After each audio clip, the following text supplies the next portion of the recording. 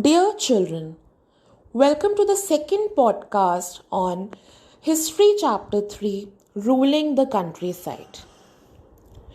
In this podcast, we would get acquainted with the features of the permanent settlement system of revenue collection introduced by the British. If the economy was in ruins, could the company be certain of its revenue income? Most company officials began to feel that investment in land had to be encouraged and agriculture had to be improved. How was this to be done?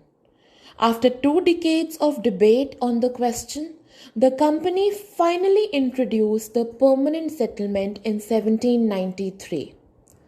By the terms of the settlement, the Rajas and Talukdars were recognized as zamindars. They were asked to collect rent from the peasants and pay revenue to the company. The amount to be paid was fixed permanently. That is, it was not to be increased ever in future. It was felt that this would ensure a regular flow of revenue into the company's coffers and at the same time encourage the zamindars to invest in improving the land. Since the revenue demand of the state would not be increased, the zamindar would benefit from increased production from the land. The permanent settlement, however, created problems. Company officials soon discovered that the zamindars were in fact not investing in the improvement of land.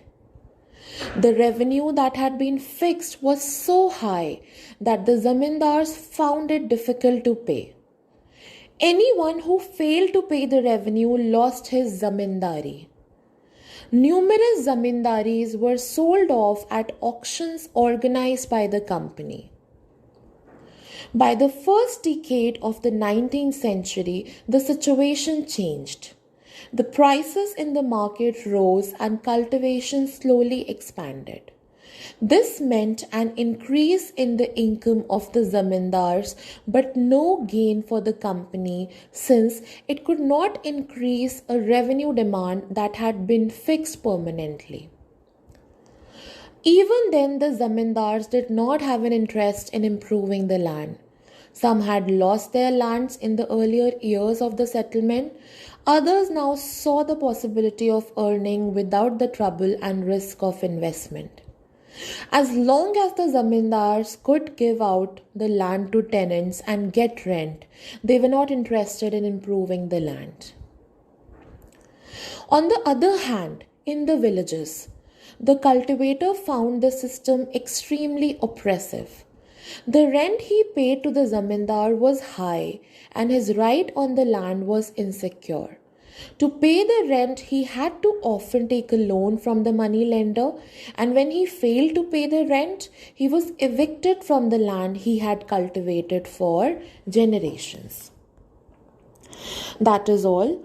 In the next podcast, we would get familiar with the Mehelwari and Ryotwari systems of revenue collection introduced by the British. Thank you.